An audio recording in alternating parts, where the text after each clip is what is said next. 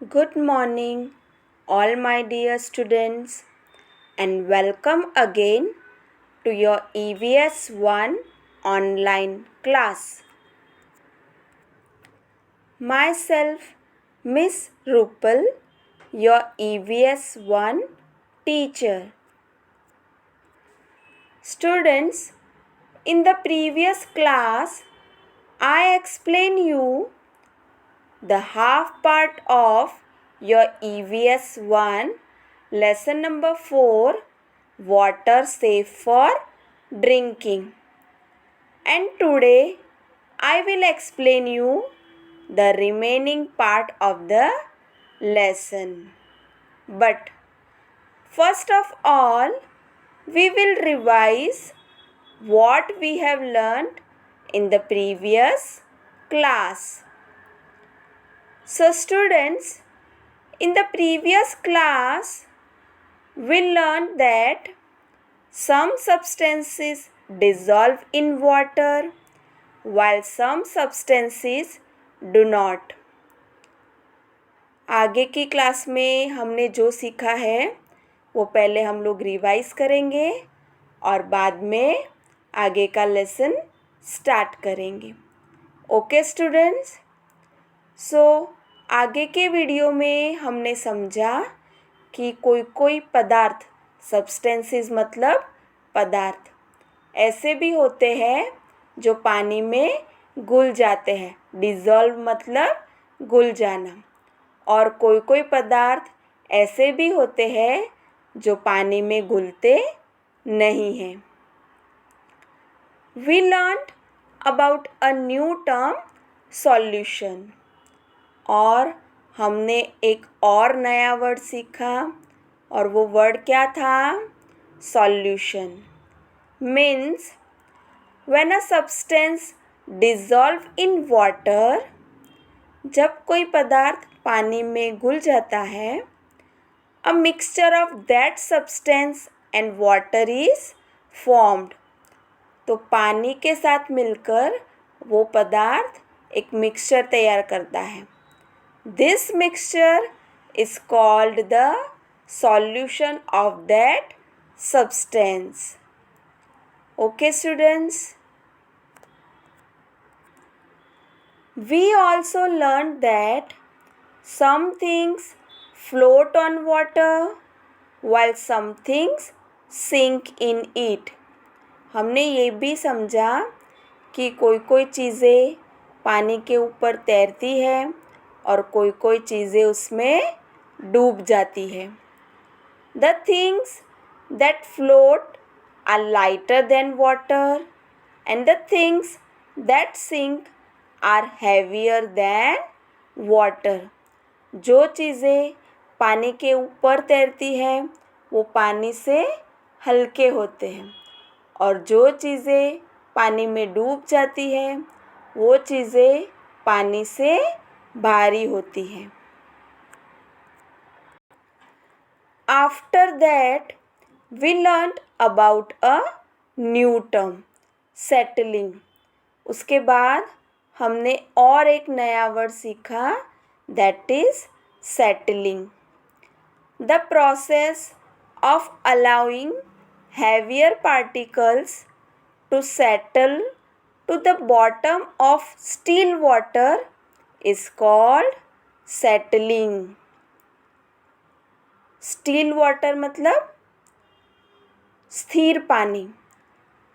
जब स्थिर पानी में जो हैवी पार्टिकल्स है, जो हैवी चीज़ें हैं वो हम लोग डालते हैं तो वो धीरे धीरे जो पानी का बेस है, जो वो कंटेनर का बेस है, वहाँ पे जाके वो धीरे धीरे सेटल हो जाते हैं, बस जाते हैं. This process is called settling. And lastly we learn about the filtration process to make the muddy water clean. और लास्ट में हमने देखा कौन सा प्रोसेस? फिल्ट्रेशन प्रोसेस, जिससे हम लोग मडी वाटर, जो मैला पानी है, उसे क्लीन कर सकते हैं. Okay, students. Students, now we will go ahead with the remaining part of the lesson. Here again a new term, new word is there, and that is potable water. What is the meaning of potable water? Water safe for drinking. जो पानी पीने लायक हो, safe हो, that water is called potable water. Water that does not endanger our health in any way when we drink it is called safe drinking water or potable water. जो पानी हमारी सेहत के लिए नुकसानकारक ना हो, ऐसा पानी जो हम पी सके, वो पानी को हम लोग बोलेंगे सेफ ड्रिंकिंग वाटर और portable water.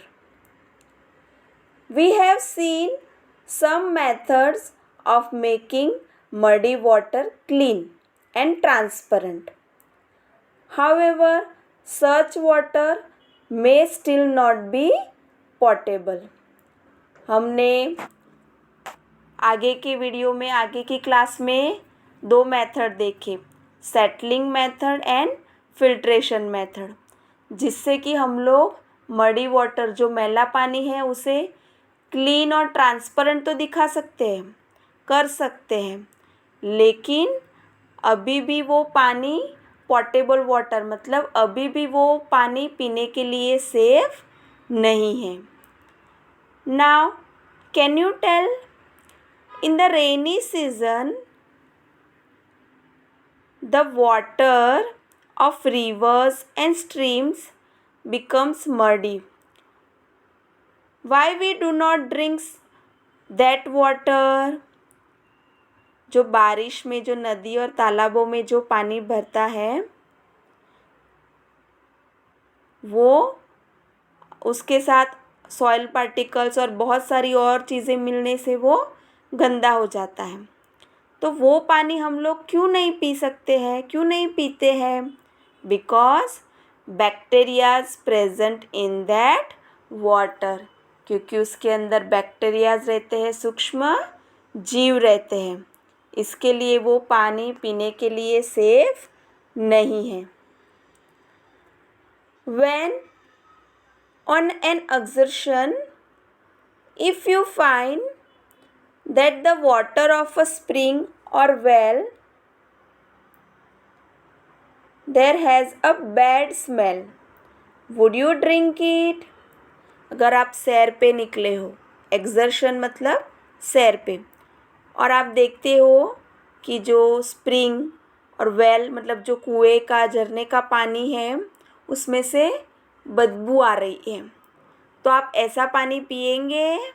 No, we will not drink that kind of water. हम लोग ऐसा पानी नहीं पिएंगे. Now we will learn about the potable water deeply. Okay?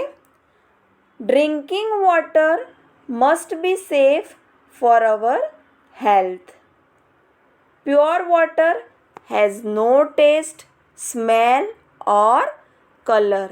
जो प्योर वाटर रहता है, साफ़ पानी रहता है, उसका कोई टेस्ट नहीं होता है, उसमें से कोई स्मेल नहीं आती है और उसका कोई कलर भी नहीं होता है. If water has a colour और a foul smell, one must avoid drinking it. अगर पानी हमें कलरफुल दिखाई देता है या उसमें से स्मेल आती है गंदी, तो हमें वो पानी पीना नहीं चाहिए.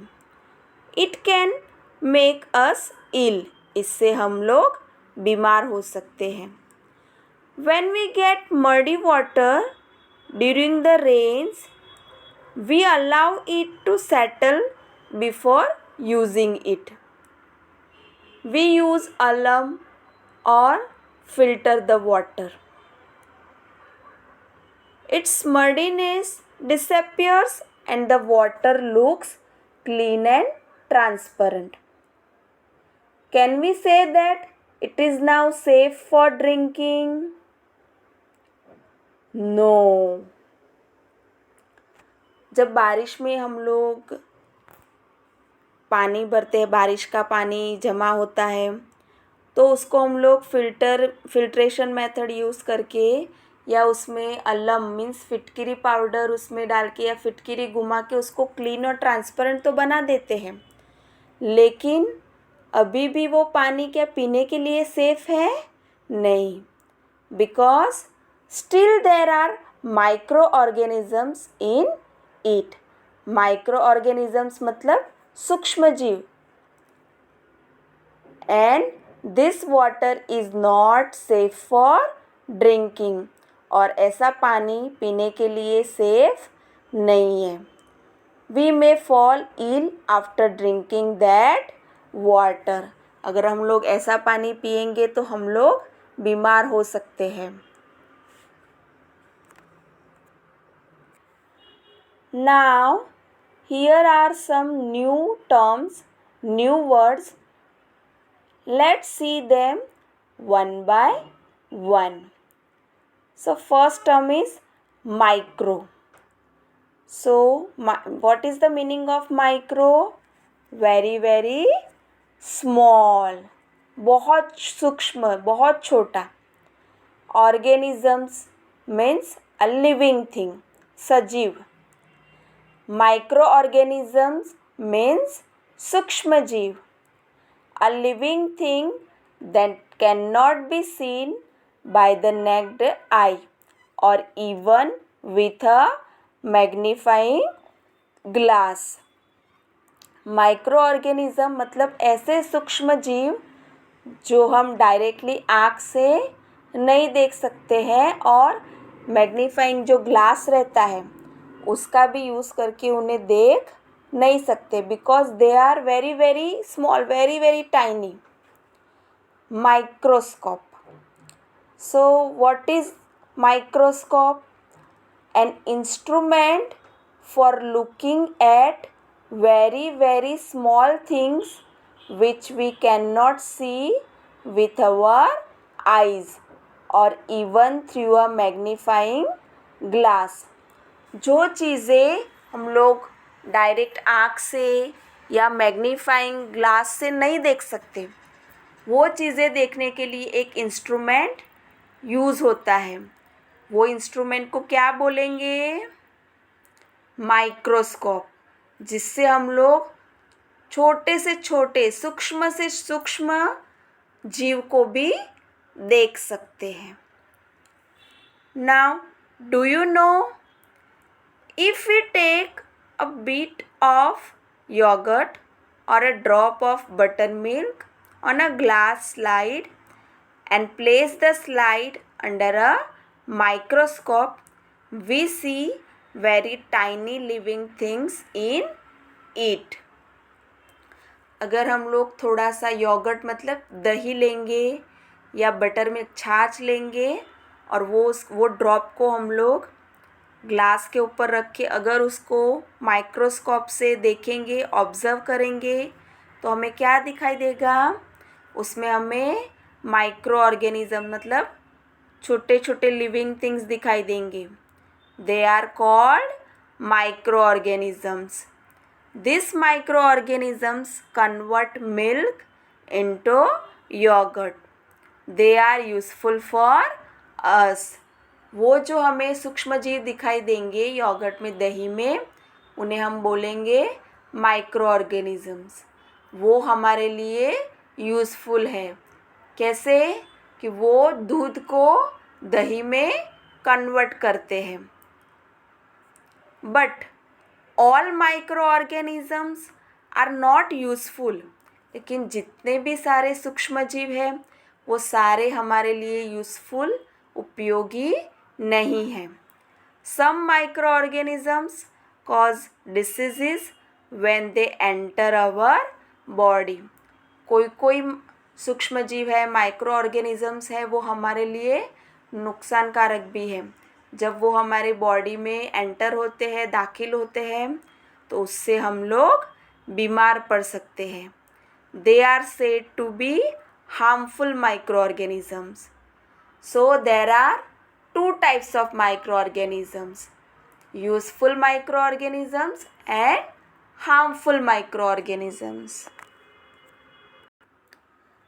There are numerous kinds of microorganisms around us. They are in the soil, in water, in air, on rocks, that is anywhere and everywhere. ये जो माइक्रो ऑर्गेनिजम्स है, सूक्ष्म जीव है, वो सब जगह पे हैं। ज़मीन में, पानी में, हवा में, पत्थर में, सब जगह पे। Even if harmful microorganisms are present in water, we are not be able to see them. पानी में भी ऐसे हार्मफुल सूक्ष्म जीव है, नुकसानकारक सूक्ष्म जीव है, जिसे हम लोग डायरेक्ट आँख से नहीं देख सकते हैं। नाउ दो the water with such micro organisms looks transparent, would it be safe for drinking? जो पानी हमें दूर से एकदम साफ और ट्रांसपेरेंट दिखाई देता है, वो पानी क्या पीने के लिए सेफ है? No. You may know that during the rainy season, we often hear of an outbreak of diarrhea or gastritis. बारिश के मौसम में हमें बहुत सुनने को मिलता है कि इसको डायरिया हो गया, लूज मोशन हो गए, gastritis. These are the names of diseases. ये बीमारियों के नाम हैं। बारिश में अक्सर ये बीमारियां होती हैं। At such times we need to boil the water. ऐसे टाइम में हमें क्या करना चाहिए? We must boil the water. पानी उबाल के पीना चाहिए। The water that has been cleaned by settling and filtration. जो पानी हमने फिल्ट्रेशन मेथड से, सेटलिंग मेथड से क्लीन किया है, वो क्लीन पानी को भी हमें बॉयल करके यूज़ करना चाहिए। Only then does it become safe for drinking. जब हम लोग उसको बॉयल करेंगे, उबालेंगे, तभी वो पानी हमारे लिए पीने के लिए सेफ है, सुरक्षित है। Boiling the water kills the microorganisms in it and prevents diseases. पानी को बॉयल करने से, उबालने से उसमें जो माइक्रो ऑर्गेनिजम्स, जो सूक्ष्म जीव रहते हैं, वो मर जाते हैं और इससे हम लोग बीमारी से बच सकते हैं। Now you have to use your brain power. Some substances do not dissolve in water. What could be the advantage of this? So we can make different colorful water. This is the advantage of this. Now what's the solution? Mother had brought some cumin seeds from the shop, but some sand got mixed with it. Mother wants to जीरा seeds cleaned. Mummy बाज़ार से क्या लेके आए हैं? Cumin seeds, मतलब जीरा। जीरा लेके आए हैं, लेकिन क्या हुआ है? उस जीरे के साथ में मिट्टी मिक्स हो गई है। अभी मम्मी को क्या करना है? उस जीरे को क्लीन करना है।